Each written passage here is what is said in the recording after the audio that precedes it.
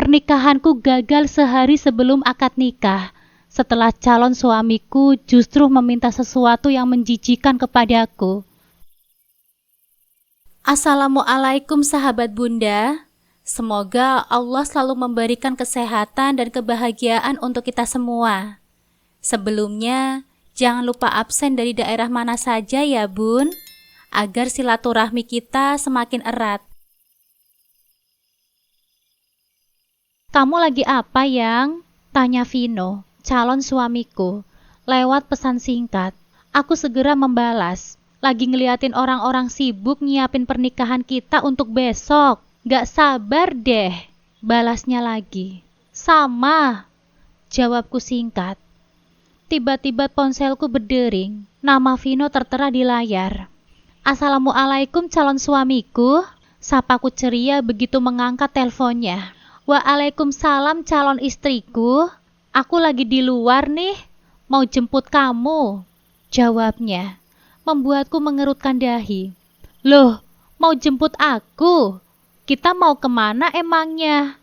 Tanyaku heran. Aku berpikir, ada-ada saja Vino ini, besok kan kami mau menikah, kok malah dia mengajakku pergi? Gumamku dalam hati.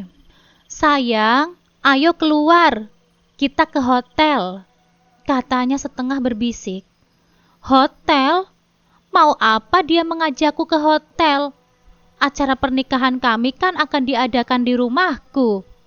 Bahkan sekarang pelaminan sudah dipasang di halaman rumah orang tuaku yang cukup luas. Mau apa kita ke hotel, Yang?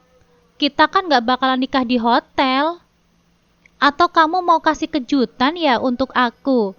Dan tiba-tiba pernikahan kita pindah ke tempat hotel. Tebakku percaya diri. Meski itu rasanya mustahil. Vino, calon suamiku bukan orang yang banyak uang. Ia hanya bekerja kantoran dengan gaji yang tidak terlalu besar. Aku tahu kemampuannya. Vino hanya menyanggupi memberi modal pernikahan 30 juta saja. Dan orang tuaku sudah mengalokasikan uang sebesar itu dengan sangat bijaksana.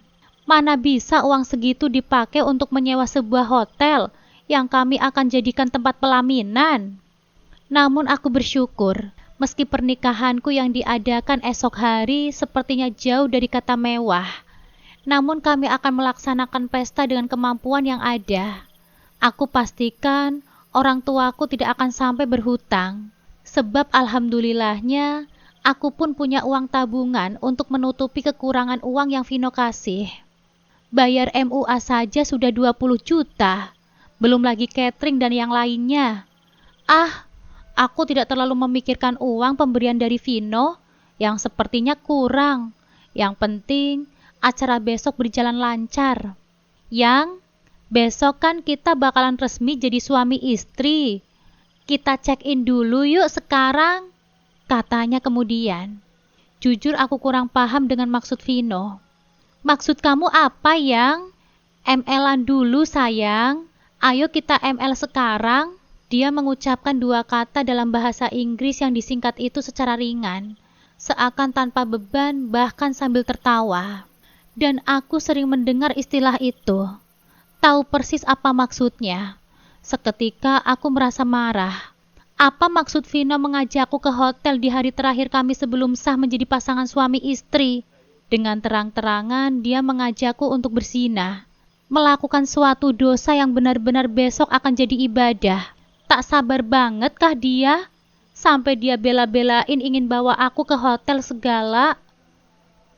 Yang, kamu ini ngaco Gak lucu bercandanya. Kita kan nikahnya besok. Masa mau ML-an sekarang sih? Aku sudah gak kuat sayang. Ayo dong, serunya kemudian. Vino terdengar tidak main-main dengan perkataannya. Aku terdiam kaku mendengar penuturannya. Apa Vino sudah gila? Sayang, kok kamu malah diam aja sih? Sentaknya kemudian. Yang, ini kamu beneran lagi di luar rumah aku? Iyalah, serius aku nungguin kamu. Ayo, izin sama ibu kamu sebentar. Gak akan lama kok. Aku beneran penasaran banget dan gak sabar.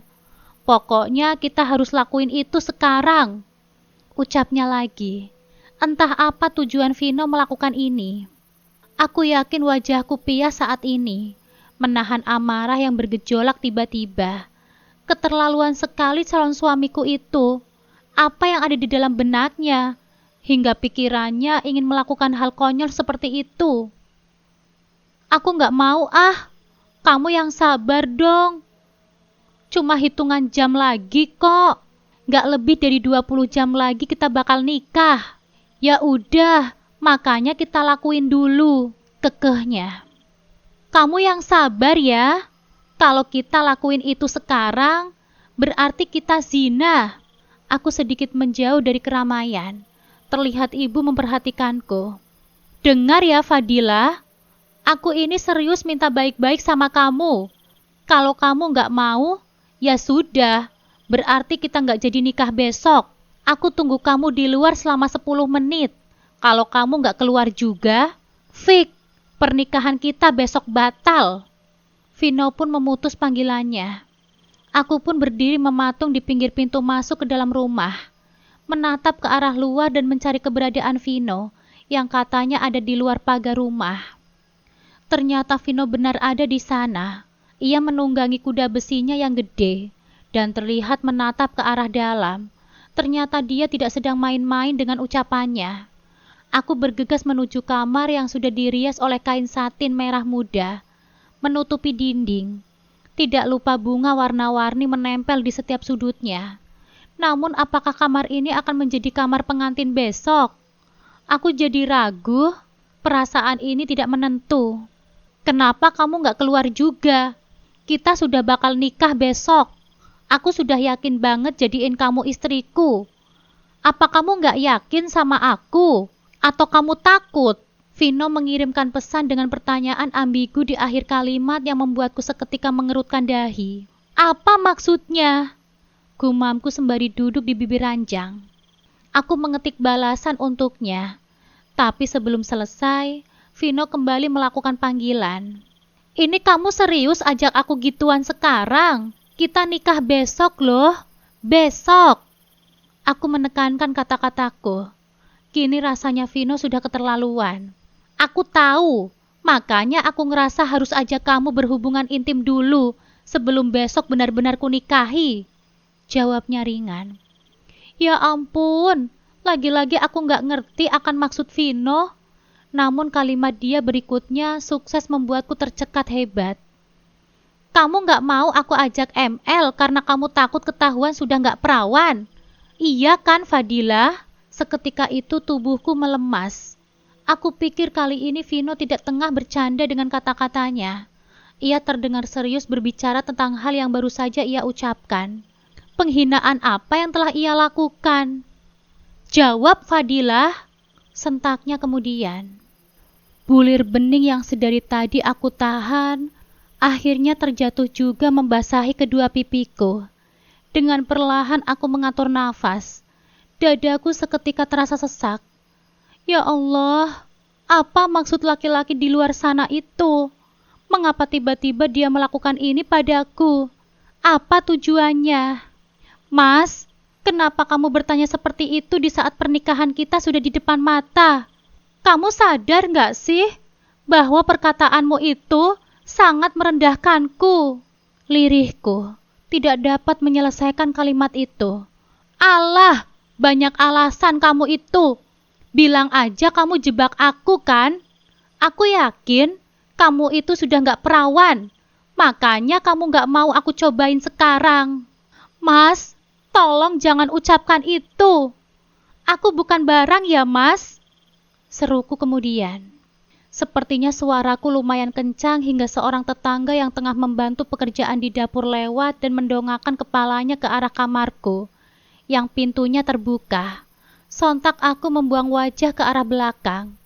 Jangan sampai dia melihatku sedang menangis sekarang. Fadilah, lagi ngapain kamu di kamar? Calon pengantin itu nggak boleh sendirian loh. Ayo, keluar dan lihatlah persiapan pernikahan kamu yang akan sangat meriah ini, katanya. Iya, nanti aku keluar, Cek. Ini lagi nelpon dulu, jawabku. Di sana Vino terdengar diam. Mungkin ia paham bahwa sekarang di hadapanku sedang ada orang. Setelah Mbak Atun pergi, aku lantas menutup pintu dan memutar kunci agar tidak ada siapapun yang masuk ke sini. Gimana Fadila? Kamu dengarkan barusan kata orang itu? Pernikahan kita besok bakal meriah. Akan sia-sia rasanya aku keluarin uang banyak, tapi ternyata wanita yang jadi istriku besok tidak lebih dari seorang penipu. Lagi-lagi Vino berkata sesuatu yang sangat melukai hatiku. Baiklah, terserah kamu saja. Yang jelas, aku gak mau kamu ajak hal yang gak benar. Aku juga gak peduli jika kamu mau batalin pernikahan kita, ucapku akhirnya. Aku menangis tergugu dalam kamar sendirian. Sementara di luar sana, orang tuaku, saudara-saudaraku, tengah bersenang-senang. Tawa bahagia mereka terdengar bersahutan hendak menyambut hari bahagiaku esok. Namun sepertinya tidak akan seperti itu. Ponselku terus berdering. Vino terus melakukan panggilan dan bertubi-tubi mengirimkan pesan. Aku membiarkannya. Aku tidak mau terpancing amarah yang mungkin hanya akan membuatku rugi. Tok tok tok, Fadila, kok pintunya dikunci? Kamu di dalam kan, Nak? Beberapa kali ibu mengetuk pintu. Aku mencoba bangkit dari duduk sembari merapikan wajahku yang berantakan oleh rambut dan air mata. Kamu kenapa? Tanya ibu begitu pintu aku buka. Aku langsung menjatuhkan diriku ke dalam pelukan wanita yang sudah melahirkanku itu. Bu, aku ingin pernikahan ini dihentikan saja, Bu. Ucapku lirih. Ada perasaan nyeri yang menyesakkan dada. Namun di saat bersamaan, aku merasakan kelegaan karena sudah mengambil keputusan duluan dibanding Vino. Sakit rasanya dituduh macam-macam. Kata-kata Vino juga sangat merendahkanku sebagai seorang wanita. Ngomong apa sih kamu itu? Ibu mengangkat kedua bahuku. Fadilah ingin pernikahan ini dibatalkan saja, Bu. Ayo hentikan semuanya, kataku. Beberapa orang mulai mendekat, kepo dengan apa yang tengah menimpaku. Aku menangis histeris di waktu yang seharusnya aku hadapi dengan penuh sukacita. Bu Sari, kenapa Fadilah nangis-nangis seperti itu? Tanya salah satu tetangga yang kebetulan tengah membantu mengupas dan memotong sayuran pada ibu. Dan tiba-tiba terdengar suara motor yang sengaja dibuat berisik. Ngeng, ngeng. Suara knalpot yang sangat bising. Ya ampun, siapa sih itu yang nyalain mesin motor rombeng di depan rumah? Kok berisik banget sih? Kata ibu heran. Kru MUA yang belum selesai mendekor pelaminan terlihat berhamburan keluar, ingin melihat siapa yang sengaja menyalakan mesin motor dengan berisik. Itu pasti Vino, Bu, kataku sembari berjalan ke arah luar rumah. Dan dugaanku ternyata benar. Vino tengah menekan-nekan handle motornya sehingga suara motor itu sangat bising. Dan pada detik berikutnya, ia pun mematikan mesin motor lalu turun. Akhirnya kamu keluar juga, Fadilah, Vino berkata dengan congkaknya. Helm full face masih tersemat di kepalanya. Ia berjalan dengan sempoyongan entah kenapa. Ayo mas, kita bicara di dalam. Padahal kamu itu tinggal masuk aja. Kalau emang pengen bicara sama aku. Ngapain kamu harus bikin berisik motor segala? Kataku kecewa. Jujur kali ini aku sangat malu.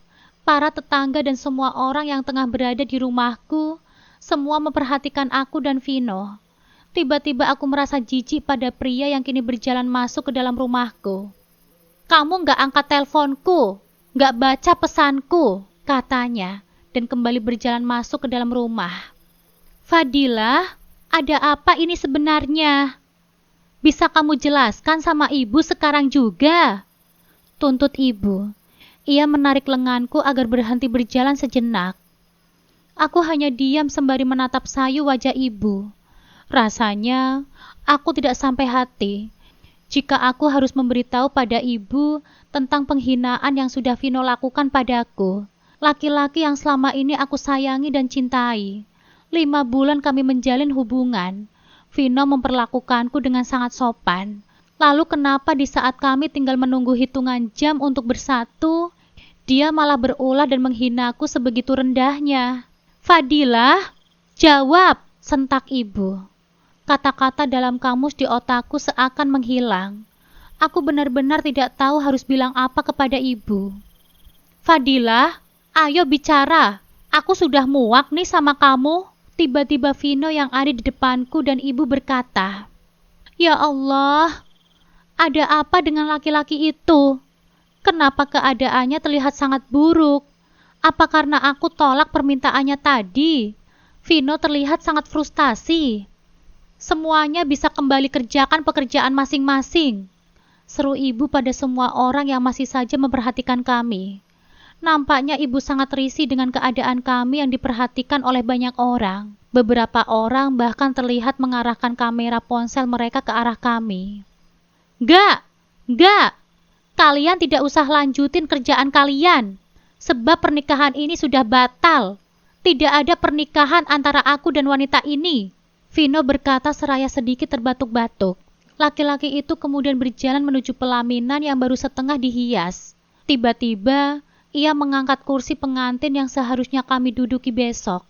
Detik berikutnya, Vino melempar kursi tersebut ke arahku dan ibu berada. "Wanita itu gak cinta sama aku, jadi pernikahan ini gak jadi," ucapnya. Kamera ponsel makin banyak yang terangkat dan mengabadikan aksi Vino yang ngamuk-ngamuk tanpa sebab. Ibu segera memelukku karena kaget. Dan aku hanya bisa menangis melihat kelakuan Vino yang bak kemasukan setan.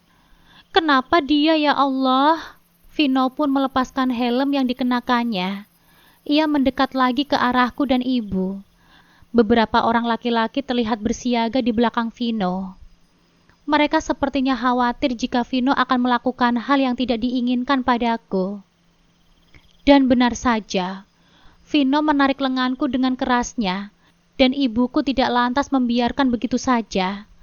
Ibu menahanku dalam dekapannya. "Lepaskan dia, Bu. Aku ingin bicara padanya," katanya. Tiba-tiba tercium aroma tidak sedap dari mulutnya. Kedua mataku seketika membola. Apakah Vino tengah mabuk? "Fadilah, aku ingin kamu sekarang juga. Kenapa kamu tega menolakku?" teriaknya, tepat di samping telingaku. Hawa panas dan bau khas alkohol begitu menyengat. Sepertinya Vino memang benar-benar tengah dalam keadaan mabuk. Jujur aku sangat takut melihat Vino seperti itu. Aku hanya bisa menangis tergugu dalam dekapan ibu. Pamanku tiba-tiba menarik Vino yang mencengkram lengan kananku. "Lepaskan tangan Fadilah," kata paman. Nampaknya ia paham jika keadaan Vino sedang tidak normal. Paman membawa pria itu ke dalam rumah. Aku dan ibu kemudian mengikutinya.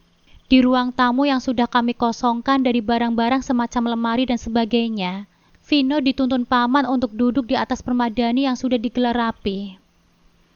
Aku bersyukur ada paman yang mengamankan Vino. Saat ini, Bapak tengah di rumah Pak RT untuk memastikan keamanan acara yang akan diadakan besok. Vino menurut pada paman. Ia duduk bersila seraya menatap tajam ke arahku. Sekali lagi, aku bertanya dalam hati, "Ada apa dengannya?" "Ayo duduk, Fadilah," ajak paman. Ia sengaja duduk di tengah menjadi pemisah antara aku dan Vino. Sementara ibu masih saja enggan melepaskan pegangan tangannya padaku. Sesekali wanita itu melirik Vino dengan wajah ketakutan. Tak lama kemudian, Bapak datang diikuti kedua orang tua Vino yang berjalan dengan tergopoh-gopoh. "Vino, apa yang kamu lakukan di sini, Nak?" Ibunya Vino segera mendekat ke arah putranya itu. Hatiku begitu pilu melihat wanita tua itu memeluk putranya, yang ternyata seorang bajingan. "Fadilah, Ibu, ini ada apa ya? Sampai-sampai di luar rumah kita sangat ramai sekali oleh orang-orang. Hei kalian, matikan semua kamera ponsel kalian. Nggak punya hati kalian ini ya? Melihat kegaduhan bukannya ikut menenangkan, malah sibuk merekam." Hardik Bapak pada semua orang yang terlihat berlomba-lomba mengarahkan kamera ponsel ke arah kami. Beberapa dari mereka mundur teratur. mengikuti seruan Bapak, tetapi beberapa orang masih kekeh mengarahkan kameranya ke arah kami. Entah apa yang menarik dari apa yang tengah kami lakukan bagi mereka. Sebenarnya aku tidak terlalu memperdulikannya. Akhirnya, Bapak memutuskan untuk menutup rapat-rapat pintu rumah, menyisakan aku, Ibu, Paman, Vino, dan kedua orang tuanya juga bapakku sendiri. Ya Allah, Vino, Fadilah, apa yang terjadi sampai-sampai ada kegaduhan seperti ini? Apa kalian bertengkar? Bapak memulai pembicaraan. Vino terlihat menundukkan kepalanya.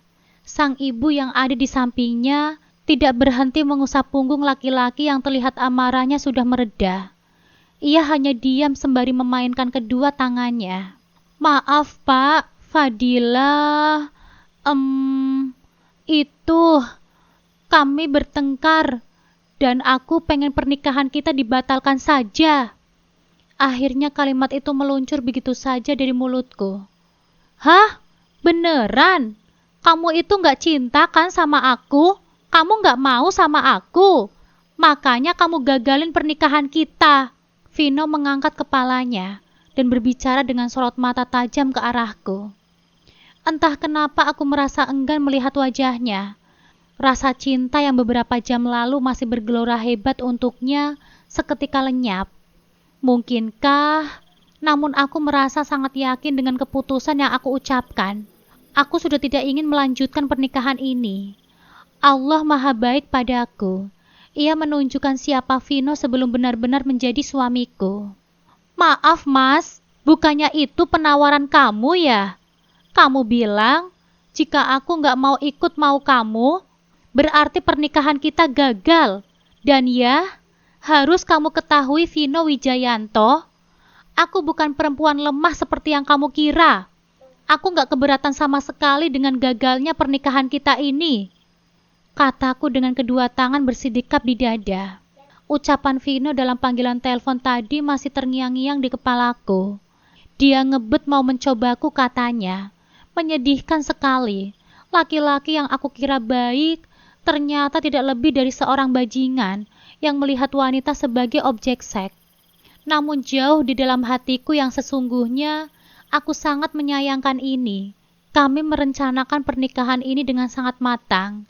Vino sangat berusaha untuk menyanggupi keinginan bapakku yang tidak ingin kami berpacaran terlalu lama. Lalu kenapa ia tiba-tiba menghancurkan segalanya? Ia membuatku merasa sangat rendah, menganggapku layaknya barang yang ingin dia coba dahulu sebelum dibeli dan dimiliki. Aku cuma ingin kamu menuruti kemauanku saja. Aku itu cinta sama kamu, Fadilah. Tolong jangan begini padaku. Vino meremas rambutnya dengan kedua tangannya. Apa dia menyesal? Begini gimana sih, Mas? Aku ini punya harga diri. Aku gak mungkin ikuti kemauan kamu yang aneh itu. Lirihku. Ku tatap semua orang fokus mendengarkan. Kamu sebenarnya lagi bahas apa, Fadilah? Coba jelaskan kepada kami semua. Inti masalah kalian itu apa? Pinta Bapak. Aku bergeming. Sekali lagi. Hati ini rasanya sulit untuk mengungkapkan apa yang sudah Vino katakan. Bukan karena aku takut atau kasihan Vino akan disalahkan. Melainkan di sini aku sedang mati-matian untuk menjaga kedamaian. Menjaga perasaan semua orang, terutama kedua orang tuaku.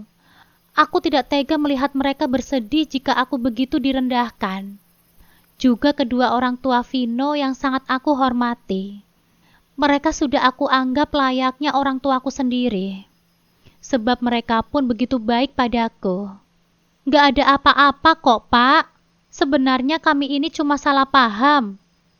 Tiba-tiba kok Fadilah malah ingin batalin pernikahan kita. Ucap laki-laki itu.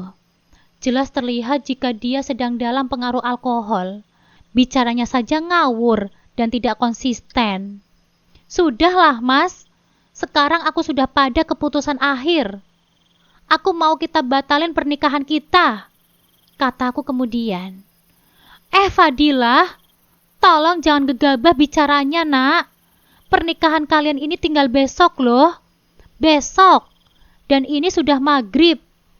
Semalam lagi kalian akan menikah. Dengar ya nak, godaan orang yang akan menikah itu memang berat. Tapi kamu harus sabar dan ikhlas.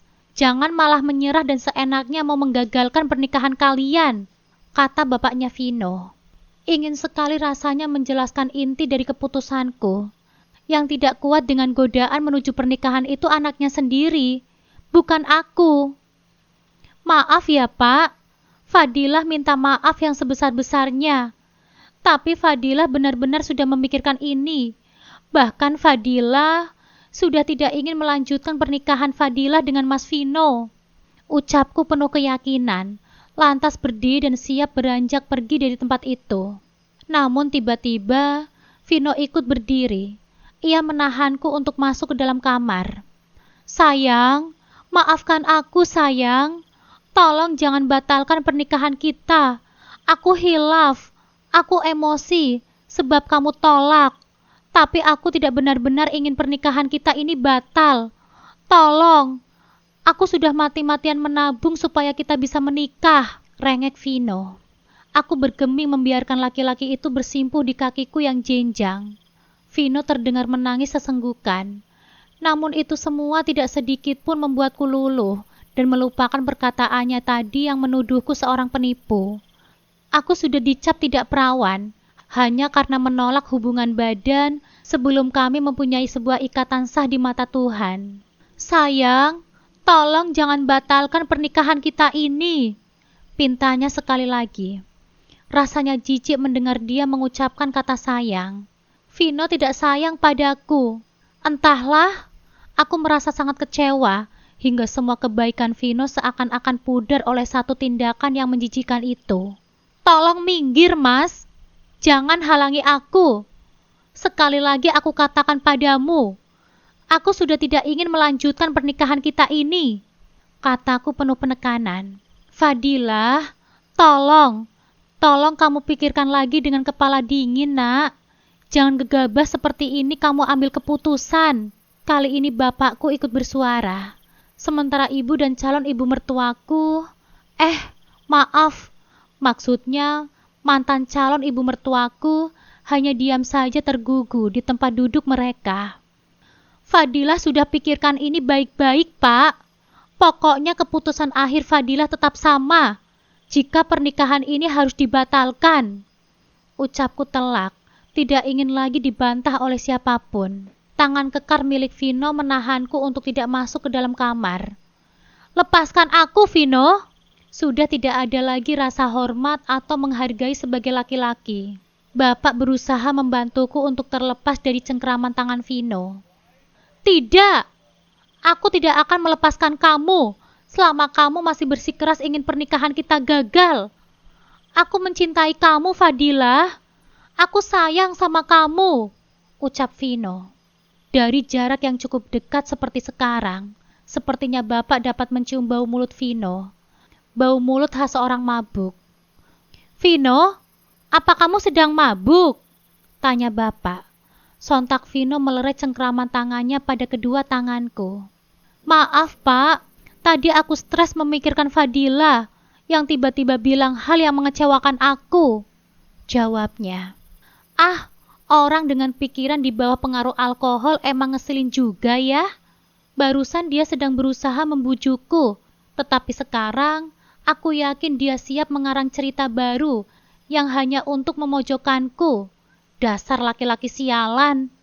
Runtuhku dalam hati. Kini rasa kecewa benar-benar menguasaiku hingga apapun yang keluar dari mulut Vino sangat terdengar menyebalkan di telingaku. Memangnya Fadilah bilang apa sama kamu? Tanya Bapak kemudian. Vino terdiam sejenak, dan pada detik berikutnya ia pun berucap. Fadilah bilang sama aku kalau dia sudah tidak perawan, Pak. Dengan ringannya ia berkata, seolah tidak memikirkan perasaanku dan juga kedua orang tuaku. Sontak kedua mataku membola. Tidak percaya dengan apa yang disampaikannya. Semua orang yang ada di sana nyatanya menampilkan hal yang serupa denganku. Terkejut. Apa yang keluar dari mulut Vino benar-benar mengejutkan. Laki-laki itu terlihat menjatuhkan air matanya.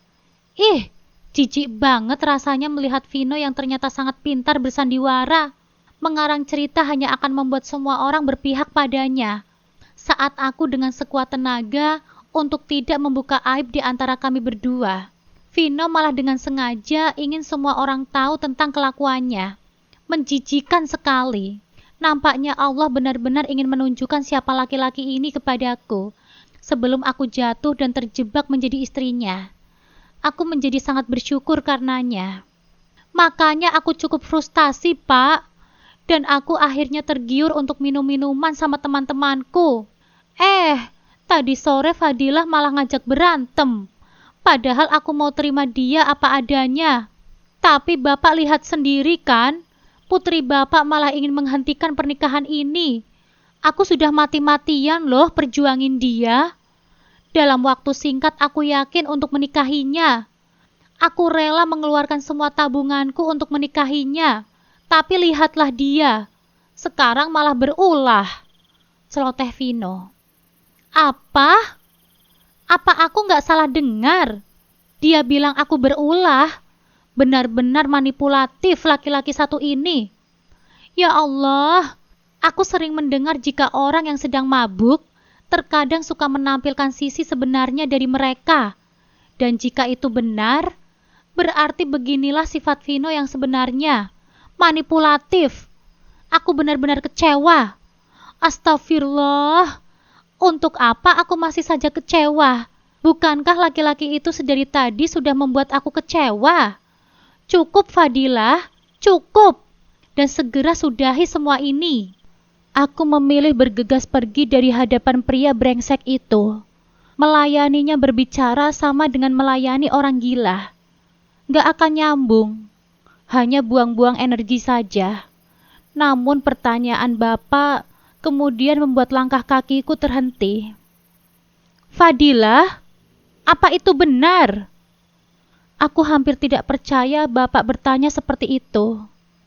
Aku membalikkan badanku dan kemudian melihat ke arah Bapak. Apa Bapak percaya pada laki-laki yang sedang mabuk itu, Pak? Tolong kali ini saja, Fadilah minta sama Bapak dan semuanya. Tolong sudahi perdebatan ini. Pria ini sedang dalam pengaruh alkohol. Pembicaraan kita tidak akan selesai. Dan mencapai kata sepakat yang tepat, aku berkata sembari menahan air mata yang sudah sangat mendesak ingin keluar. Tapi aku harus kuat. Bapak terdiam sejenak. Ada keraguan yang tergambar jelas di wajahnya. Namun pada akhirnya, Bapak pun setuju dengan kata-kataku. Pak, Bu, sepertinya Fadilah benar. Vino sekarang sedang tidak baik-baik saja. Maaf, dia lagi mabuk dan tidak bisa diajak berdiskusi dengan benar. Maka sebaiknya kalian bawa dia pulang saja. Jika keadaannya sudah membaik, kita bisa bicarakan lagi rencana besok, ucap Bapak. Ya ampun, ini kan sudah malam, Pak. Kita tidak punya waktu lagi untuk menunda kesepakatan. Bukankah semua persiapan pernikahan sudah sangat matang? Kenapa Bapak malah terkesan membenarkan keputusan sepihak dari putri Bapak? Bapaknya Vino nampaknya tak terima. Sementara kini Vino terlihat lemah dan masih terduduk di bawah kakiku. Matanya begitu layu, dengan posisi tubuh yang seakan sulit untuk ditegakkan. Nampaknya ia minum dengan begitu banyak, dan kemudian Vino terlihat menutup mulutnya menggunakan kedua tangan. Vino mengeluarkan suara seakan ia tengah mual dan ingin mengeluarkan isi perutnya. Sontak aku menjauhkan kedua kakiku darinya. Aku sudah benar-benar jijik pada laki-laki itu. Ya ampun Vino, kamu itu kenapa sih nak? Ibu Vino sontak mendekat. Sudah Pak, sudah Pak. Nampaknya kita memang harus segera membawa Vino pulang. Ibu khawatir sama keadaannya, ucap ibunya Vino. Saat itu, kumandang azan terdengar dari beberapa toa yang ada di masjid terdekat. Paman dan ibu akhirnya beranjak dari duduk mereka. Benar Pak Herman, Bu Teti, lebih baik kalian bawa saja Vino pulang sekarang juga. Paman berkata pada kedua orang tua Vino. Akhirnya, Pak Herman ikut beranjak dari duduknya. Ia menghampiri istri dan putranya yang duduk bersimpuh tidak jauh dariku. Baiklah, kami akan pulang, tapi kami tetap mau pernikahan besok dilangsungkan. Kami sudah memberikan uang dengan nominal yang cukup besar pada calon besan. Masa iya acaranya mau digagalkan begitu saja? Ucap Pak Herman. Baik, Pak. Sudahlah. Kita saling menenangkan diri dulu sekarang. Keputusannya nanti akan kita rundingkan kembali. Kata Bapak. Tidak. Aku tidak mau menawarkan apapun lagi. Pernikahan besok harus tetap berjalan. Jika tidak, kami mau kalian balikan semua uang kami sekarang juga. Bentak Pak Herman. Dan sepertinya hal tersebut membuat Bapak terkejut dan terpancing amarahnya. Astagfirullah, Pak. Saya kan menyarankan Bapak untuk membawa Vino pulang dulu. Tujuannya biar kita bisa bicara dengan kepala dingin. Dapat mencapai kata sepakat yang tidak saling merugikan. Tapi kenapa Bapak malah terkesan tidak sabar? Malah jauh-jauh membahas uang, ketus Bapak. Tolong dipikir kalau mau ngomong, Pak. Uang itu yang paling utama. Saya jadi percaya sama putra saya kalau Fadilah itu cuma mau memanfaatkannya saja. Mana sudah nggak perawan, pengen biaya pernikahan banyak lagi. Sudah, kembalikan saja uang 30 juta itu kepada Vino sekarang juga. Rasanya saya pun tidak sudi punya menantu yang arogan seperti Fadilah, yang tidak bisa menghargai putra saya. Jawab Pak Herman panjang lebar. Bapak nampak sangat marah. Dari perdebatan alot yang terjadi, ternyata Vino dan orang tuanya malah semakin menunjukkan siapa mereka yang sebenarnya.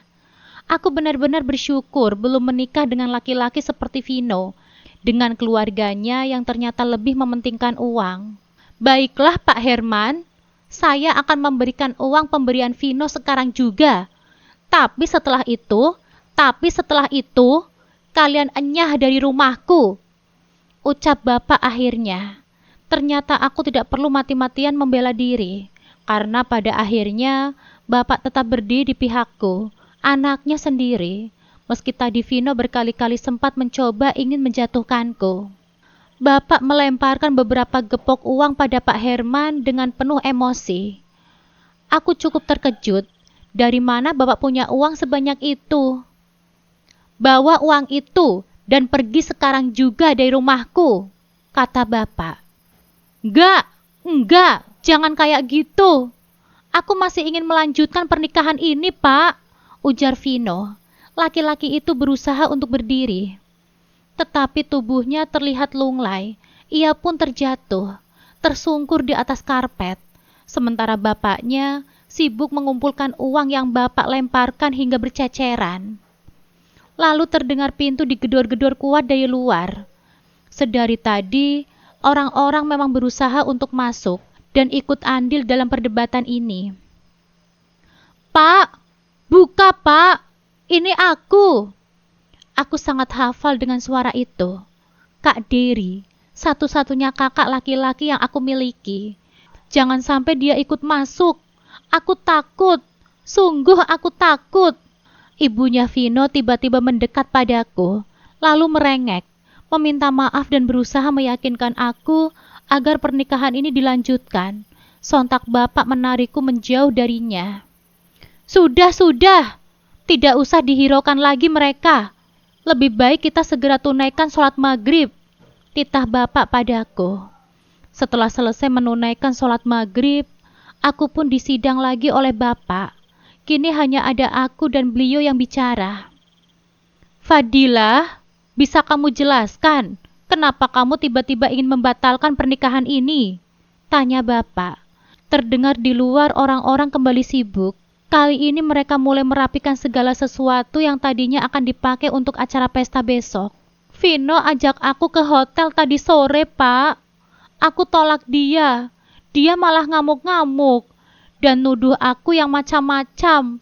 Bapak kenal Fadilah kan? Fadilah bukan perempuan gampangan seperti yang Vino katakan, Pak. Tapi dia malah terus membolak-balikan fakta. Omongannya juga tidak konsisten. Dan aku rasa Bapak juga tahu kan kalau tadi Vino sedang mabuk. Aku berusaha berbicara dengan tenang, menjelaskan duduk perkara yang sebenarnya. Berbeda dengan Bapak, kali ini nampak menunjukkan wajah marah. Apa itu benar, Fadilah? Kenapa itu terdengar mengada-ngada? Apa sih Vino tidak bisa tahan sehari saja? Kalau itu benar, maka aku sungguh tidak terima dan akan membuat perhitungan padanya, ucap Bapak. Kemudian aku pun meraih ponsel di atas meja, lantas memperlihatkan isi chat Vino tadi sore pada Bapak. Bapak baca saja ini, kataku seraya menyodorkan ponselku padanya.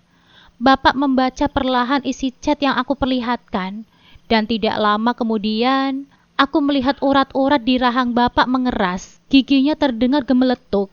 Sepertinya Bapak menahan emosi yang seketika bergejolak. Benar dugaanku tadi, Bapak akan sangat marah saat tahu aku direndahkan. Tolong tenang, Pak. Aku mengusap punggung Bapak yang berguncang hebat. Kurang ajar si Vino itu. Pakai bilang mau nyobain kamu segala, seperti pada barang saja. Kenapa kamu nggak bilang dari tadi, Fadilah? Kalau tahu begitu, Bapak sudah pasti hajar pemuda bajingan itu. Sampai habis tak tersisa, ucap Bapak. Itulah yang aku takutkan dari tadi. Bapak akan menghajar Vino yang tengah lemah. Bukan tidak mungkin Vino akan dikeroyok oleh semua saudaraku yang kini tengah berkumpul semua di sini. Dan pada akhirnya, keluarga kami akan disalahkan atas kejadian yang aku takutkan seperti barusan. Air mata kembali jatuh tak tertahankan. Aku tahu perasaan Bapak sekarang. Maafkan Fadilah, Pak. Kejadian ini sangat memalukan. Aku bahkan tidak tahu berita yang beredar di luaran sana. Berhubung kejadian tadi banyak diabadikan orang. Berikan kepadaku, Pak, sentak Kak Dery yang tiba-tiba datang. Laki-laki berperawakan tinggi tegap itu merebut ponsel milikku yang tengah digenggam oleh Bapak. Ia menajamkan pandangannya pada layar ponsel yang ia usap-usap. Bajingan! Fadilah, kenapa kamu gak bilang ini dari tadi? Andai aku tahu dia berbuat seperti ini, maka aku tidak akan membiarkan pemuda itu pergi begitu saja dari rumah ini, dalam keadaan selamat. Kak Dery pun bergegas keluar dari kamarku. Ia berjalan tergesa-gesa dengan mengepalkan kedua tangannya, seolah tengah menahan amarah yang besar. Jangan, Kak. Tolong jangan. Kakak jangan pergi ke rumah Vino. Aku mohon, pintaku. Aku menahan kuat tubuh kekar kakakku yang berprofesi sebagai polisi itu. Aku sangat takut ia akan berbuat gegabah. Biarkan saja kakakmu itu pergi, Fadilah. Vino memang pantas untuk mendapatkan pukulan. Ayo pergi, Dery. Bapak juga sudah tidak sabar ingin hajar bajingan itu. Bapak hendak pergi. Ia tidak kalah memasang wajah gahar dan menakutkan. Keduanya memang sangat sayang padaku. Aku tahu mereka begitu mencintaiku. Mereka pasti sangat marah sebab membaca pesan-pesan itu. Tolong Fadilah, Pak. Tolong jangan memperpanjang masalah ini dengan mereka. Aku sudah mengambil langkah yang benar, bukan? Mereka juga sudah pulang dengan uang yang pernah mereka berikan kepada kita. Tolong, Pak. Aku malu. Aku butuh ketenangan saat ini. Aku sudah lelah dari tadi terus-menerus berdebat. Aku bersimpuh di bawah kaki bapakku. Kemudian ibu mendekat dan membawaku ke dalam pelukannya. Aku tahu kalian marah. Tapi buat apa ini semua terus diperdebatkan? Apa Bapak dan Kak Dery akan puas setelah menghajar Vino? Apa yang akan kalian dapatkan? Yang ada, mereka akan turut memperpanjang urusan ini. Ucapku sembari terisak di pelukan ibu. Ya, aku tahu mereka semua marah. Aku tahu mereka ingin melampiaskan kemarahan mereka pada Vino. Tapi bisakah mereka mengerti perasaanku sedikit saja? Aku terluka, aku kecewa, dan aku butuh ketenangan, bukan prahara yang berkepanjangan. Melihat tangis pilu adiknya, Kak Dery pun runtuh. Tubuhnya terjatuh dan ia mendekat padaku. Laki-laki yang selalu berjanji akan melindungiku itu meraih kepalaku dari pelukan ibu. Dengar Fadilah, aku ini kakakmu. Aku tidak terima kamu direndahkan seperti itu. Aku sayang sama kamu, katanya. Kedua tangan besarnya menempel di kedua sisi wajahku. Fadilah tahu, Kak. Makanya Fadilah berani melawan pria itu. Karena Fadilah tahu ada kakak dan bapak yang akan jaga Fadilah. Tapi Fadilah mohon, jangan celakai dia, sebab Fadilah takut masalah ini akan berbuntut panjang. Tapi Fadilah mohon, jangan celakai dia, sebab Fadilah takut masalah ini akan berbuntut panjang. Fadilah mohon, Kak, sudahi semuanya.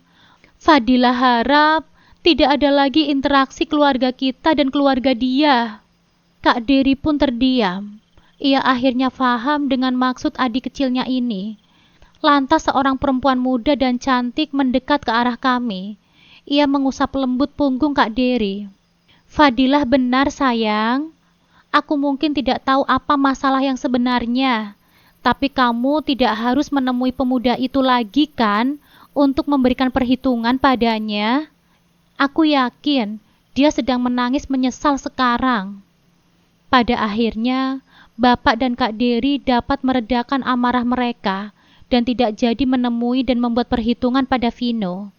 Syukurlah, aku benar-benar lelah. Kini waktunya aku diam merenungi semua kejadian yang menimpaku. Kamar bernuansa merah jambu itu kembali kumasuki. Orang-orang itu tidak kunjung membersihkan kamar itu dari hiasan khas kamar pengantin. Aku terduduk di bibir ranjang, lantas menangis sejadi-jadinya. Ya Allah, maafkan aku yang tidak kuat menahan luka ini. Apakah aku pecundang karena telah menangisi kegagalan pernikahanku sendiri? Aku berhak menangis, bukan? Dalam waktu sekejap, mimpi indah yang kurancang bersama seorang pria yang aku pikir baik, hancur berantakan. Aku sangat kecewa, tetapi harus tetap berdiri kuat demi nama baik keluargaku. Namun walaupun bagaimanapun, sebagai orang pasti akan ada saja yang menyalahkan pihak kami. Aku harus apa sekarang? Sesuai dengan harapanku, semua berjalan tenang meski kami harus mendengar beberapa cibiran. Batal nikah di waktu yang tinggal menghitung jam tentu akan jadi topik pembicaraan yang menyenangkan bagi orang-orang di luar sana. Aku yakin berita simpang siur pasti cepat menyebar dan aku merasa tidak peduli untuk saat ini. Yang penting orang tuaku, saudara-saudaraku tahu alasan dibalik kejadian ini apa. Meski sesungguhnya aku sedih, sebab orang tuaku pasti akan kena dampaknya. Fadilah, ayo kita makan, Nak, ajak ibu. Saat itu hari sudah kembali menjelang sore. Beberapa kerabat kami yang datang dari luar kota masih ada di rumah. Suasana masih cukup ramai. Aku pun merasa tidak sendirian, sebab semua keluargaku sudah tahu sebab pernikahan ini batal. Sebentar ya, Bu, jawabku pada ibu. Aku sedang asik menggendong bayi kecil anaknya sepupuku yang datang jauh-jauh dari kampung. Kasihan dia, sudah bela-belain datang meski punya bayi. Acaranya gagal total. Ayo makan, kamu belum makan loh dari tadi pagi. Mentang-mentang lagi galau karena gagal nikah. Canda ibu. Sembarangan aja ibu bilang. Aku sudah makan loh tadi pagi. Ibu aja yang gak lihat aku makan. Aku menjawab tuduhan ibu sembari sibuk ingin memotret bayi yang ada di dalam gendonganku. Wajahnya sangat menggemaskan. Aku pun membuka salah satu sosial media yang berisikan video-video lucu. Namun sebelum menekan kamera, di beranda akun media sosialku, terputar sebuah video yang seketika menantik perhatianku. Video seorang laki-laki yang tengah melempar kursi ke arah dua wanita yang sedang berpelukan. Narasi dari video itu sungguh menjengahkan. Seorang laki-laki ngamuk di persiapan pernikahannya sendiri. Diduga laki-laki itu mendadak ingin membatalkan pernikahan, sebab sang calon istri kemungkinan punya pria lain. Kedua mataku membola sempurna. Aku hampir menjatuhkan ponsel yang aku pegang. Buru-buru aku menekan tombol volume kecil agar video itu tidak terdengar oleh siapapun. Meski video tersebut sudah ditambahkan suara musik, tetapi suara teriakan Vino masih dapat terdengar. Bayi berusia 6 bulan di pangkuanku berceloteh. Aku menyodorkannya pada ibunya. Teh, nih, gendong dulu. Aku mau pipis sebentar. Kataku lantas bergeser masuk ke dalam kamar. Dadaku sudah kembang kempis menahan sesak yang kini kembali menyeruak. Narasi dari judul video itu benar-benar memancing amarahku. Aku pun kembali memutar video itu. Gila! Aku menutup mulut dengan tangan kananku.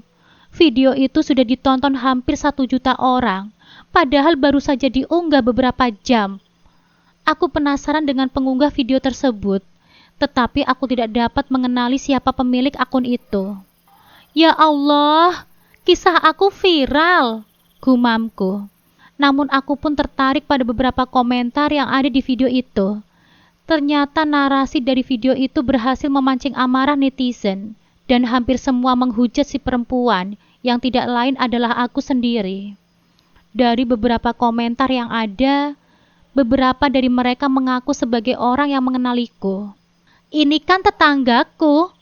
Aku kenal cowoknya itu sangat baik, jadi gagal nikahnya itu kayaknya emang gara-gara si cewek yang ketahuan gak bener. Tulis salah satu akun. Ya ampun, ini kenapa sih kok jadi begini? Aku terdiam. Kira-kira apa yang harus aku lakukan? Aku pun membuka sosial media yang lain. Ternyata di sana juga kisahku sama viralnya. Bahkan karena wajahku terpampang nyata dalam video itu. Beberapa orang yang memang mengenaliku menandai akunku. Ini kan Fadilah. Tuh, gak nyangka dia kayak gitu. Tulis salah satu temanku di dunia maya dan dunia nyata. Tulis salah satu temanku di dunia nyata dan dunia maya. Pantesan kita gagal nyate hari ini. Ternyata ini alasannya. Tulis yang lainnya, tanpa lupa untuk menandai akunku. Astagfirullah. Aku benar-benar tidak menyangka. Tiba-tiba handphoneku berdering tanpa berhenti. Semua pesan di media sosialku seakan dibombardir habis oleh banyak orang yang penasaran. Bahkan tidak sedikit yang langsung menghujat namaku yang mereka cap salah ini. Fadilah, Fadilah, panggil kakak iparku dari luar. Aku bergegas membuka pintu kamar. Iya, ada apa ya kak? Tanyaku. Sebisa mungkin aku menyembunyikan wajah kesal sebab video viral itu. Namun tiba-tiba kakak iparku menunjukkan ponselnya. Lihat Fadilah, video kamu viral di mana-mana. Tapi kok ini narasinya jadi nyalahin kamu sih? Siapa sih kira-kira yang nyebarin video ini dengan narasi seenaknya? Kata kakak iparku. Aku juga nggak tahu kak. Jawabku sembari kembali duduk di bibir ranjang. Itu sudah pasti si Vino. Mending cepat kamu hubungi dia, biar dia hapus semua videonya. Gimana mau dihapus? Ini sudah viral di mana-mana. Dan yang disalahin itu pihak ceweknya. Ya kamu Fadilah. Pasti bentar lagi akun media sosial kamu kena serang netizen. Kakak iparku ikut duduk di sebelahku, sembari berkata seperti itu. Sudah kak, lihat saja tuh HP-ku. Sudah aku matikan, karena gak berhenti berbunyi, kataku. Tiba-tiba aku mengingat semua tulisan jahat yang mereka tunjukkan padaku. Mereka yang bahkan tidak aku kenali ikut menghujat diriku, tanpa sebuah kebenaran pasti. Kak, kenapa jadi aku yang disalahkan? Aku sudah tidak tahan lagi, dan air mataku pun kembali keluar. Sungguh aku tidak menyesal akan keputusan yang aku ambil. Tapi kenapa keadaan seolah memaksaku untuk terus bersedih? Aku tidak mau menjatuhkan air mataku untuk laki-laki sialan itu. Aku juga sama sekali tidak berharap dia akan meminta maaf dan bertekuk lutut di hadapanku. Aku pikir dengan diamku, keadaan akan tenang dan cepat teratasi. Tetapi apa ini? Sabar Fadilah. Mereka itu tidak tahu masalahnya seperti apa. Mendingan sekarang kita pikirkan cara untuk mengklarifikasi kebenaran dari berita itu, ucap kakak iparku. Fadilah, sudah aku katakan kan semalam, kita itu harus bikin perhitungan sama si bajingan itu. Sekarang jangan halangi aku untuk menemui dia, seru Kak Dery. Dan kali ini aku membiarkan laki-laki itu pergi untuk menemui Vino. Mungkin memang pemikiranku yang terlalu naif, hingga mengira masalah ini selesai sampai di sini dan tidak akan berbuntut panjang. Vino, apa sih maumu? Kenapa kamu tega memberikan keadaan rumit seperti sekarang ini padaku? Aku menangis histeris di pelukan kakak iparku. Sementara Kak Dery kini mungkin sudah tiba di rumah Vino, yang jaraknya tidak terlalu jauh dari rumahku. Keadaan di rumah kembali kacau. Semua menyalahkanku, sebab tidak langsung mengatakan perbuatan Vino kemarin sore. Duh Fadilah, coba saja kemarin pas Vino ngamuk dan banyak orang yang memidoin kamu langsung saja ngomong yang sebenarnya. Pasti deh, kejadiannya nggak akan kayak sekarang. Kamu viral loh sekarang, gara-gara kejadian kemarin sore. Seharusnya kamu itu bukan nangis-nangis gitu. Harusnya kamu lawan saja laki-laki itu dan langsung permalukan dia, ucap Bibi. Adik dari bapakku itu bicaranya kadang memang begitu, asal ngomong tanpa dipikir dulu. Tidak mengertikah dia jika aku ini sedang bersedih? Apa aku tidak boleh sedih melihat laki-laki yang tadinya baik, bahkan aku pikir sangat menyayangiku, tiba-tiba bertingkah aneh, tepat di hari sebelum pernikahan kami? Apa tangisanku kemarin menandakan diriku lemah? Ya Allah, apa aku salah jika aku berusaha untuk tidak marah sebab takut mempermalukan diri sendiri nantinya? Aku punya satu kepercayaan dalam diri, bahwa ketika aku marah, maka semua ucapan yang keluar dalam mulutku akan salah. Dan aku memilih diam untuk kemudian memikirkan matang-matang langkah apa yang akan aku lakukan. Aku tidak bisa membiarkan Kak Dery pergi sendirian. Aku tahu amarahnya sudah diubun-ubun, dan aku tidak mau sesuatu yang buruk terjadi pada mereka berdua. Bapak juga merasakan hal yang sama.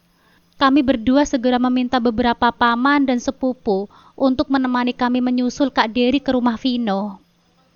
Setibanya di sana, aku melihat sebuah pemandangan yang tidak terduga. Kak Dery tidak sendirian. Ia sudah membawa beberapa temannya sesama polisi. Mereka telah membekuk Vino, yang masih sempoyongan karena pengaruh alkohol. Ada apa ini? Kenapa kalian menangkap anak saya? Ayah Vino mencoba menghalangi kami dengan suara tinggi. Pak, kami datang ke sini baik-baik. Ada yang perlu kami selesaikan, kataku, berusaha menenangkan suasana. Melihat kedatangan kami, ayah Vino tidak bisa berbuat banyak. Keluarga Vino yang lain yang masih membela, meminta penjelasan atas semua keributan ini. Maaf Pak, seharusnya Bapak yang bertanya pada anak Bapak. Apa yang dia lakukan pada saya? Aku mengeluarkan ponselku. Dengan tangan gemetar, aku membuka percakapan chat antara aku dan Vino. Aku memberikannya kepada ayah Vino. Satu persatu, semua keluarga yang ada di sana, termasuk keluarga Vino, membaca pesan yang tertera di layar. Wajah mereka yang semula penuh pembelaan, perlahan berubah menjadi terkejut, malu dan marah. Ini tidak mungkin, kata Ibu Vino, tidak percaya. Ini kenyataannya, Bu. Anak ibu telah menghina saya, memfitnah saya, dan merendahkan harga diri saya.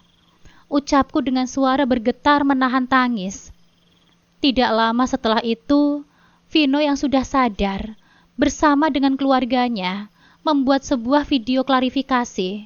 Mereka meminta maaf atas semua perbuatan dan fitnah yang telah dilontarkan. Video itu diunggah di semua akun media sosial mereka, dan dengan cepat, berita itu menyebar. Para netizen yang tadinya menghujatku, kini berbalik mendukungku. Mereka meminta maaf dan memberikan semangat. Perlahan tapi pasti, namaku kembali bersih. Aku tahu ini bukanlah akhir yang bahagia seperti yang aku bayangkan, tapi ini adalah akhir yang adil dan benar. Kisah yang aku alami ini mengajarkanku banyak hal, terutama tentang harga diri dan keberanian. Aku belajar bahwa tidak ada yang lebih penting dari integritasku sendiri. Meskipun rasanya sakit dan memalukan, aku tidak menyesal telah membatalkan pernikahan itu. Lebih baik terluka sesaat karena kehilangan, daripada harus menderita seumur hidup dengan orang yang salah. Aku juga menyadari sebuah pesan terpenting dari semua ini. Cinta yang tulus tidak akan pernah merendahkan atau menghinamu. Cinta sejati adalah tentang saling menghargai, bukan tentang menguji atau mencoba seolah aku ini sebuah barang. Aku percaya Tuhan punya caranya sendiri untuk menunjukkan siapa yang benar-benar pantas berada di sisiku. Dan terkadang caranya adalah dengan menjatuhkanmu terlebih dahulu, agar kamu bisa bangkit dan menjadi pribadi yang jauh lebih kuat. Amin. Tamat.